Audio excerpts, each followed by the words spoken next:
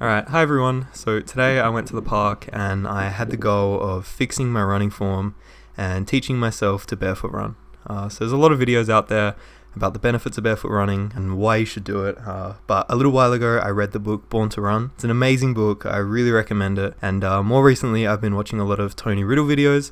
I'll leave some of those in the description. I definitely recommend checking him out. So I watched a bunch of videos, I took some notes, and then I went out to the park to get started. So I did a little test jog to see just how I run normally. You can see kind of a lot of the typical things people talk about.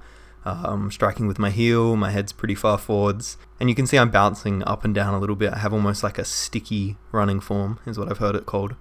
So the first exercise I did was just with a broom handle. I did some posture squats. So I've heard people say it's like a self-coaching exercise. If you don't have good form, then you'll just lose your balance and fall over.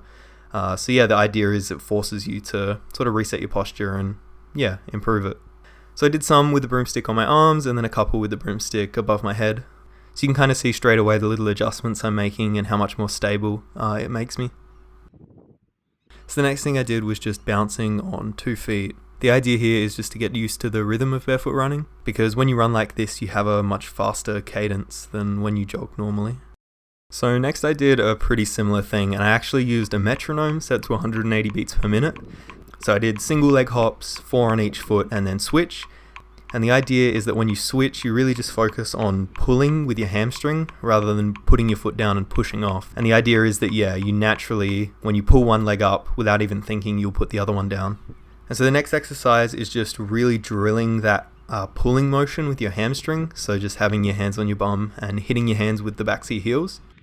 So I did pretty much the same thing here, pulling with my hamstrings, just not quite as high, and having my hands up where they would normally be when I was running.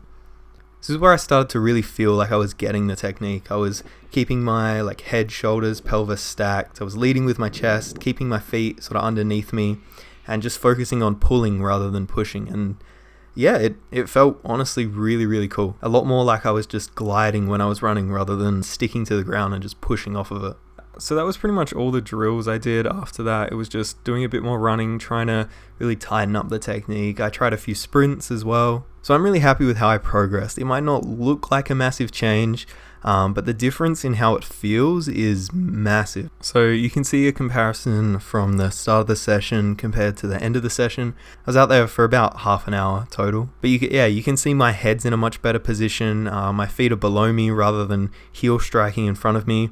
And yeah, like I said, it might not look like a big difference, but it definitely felt like a massive difference. So yeah, I just did a bit more running, finished off with some stretches, some handstands. But yeah, if you enjoyed the video, make sure to like, subscribe, all that stuff. So if you had any tips or advice, any criticisms, I'd love to hear it. Let me know in the comments. Make sure to like the video, subscribe, all that stuff. But yeah, thanks for watching everyone.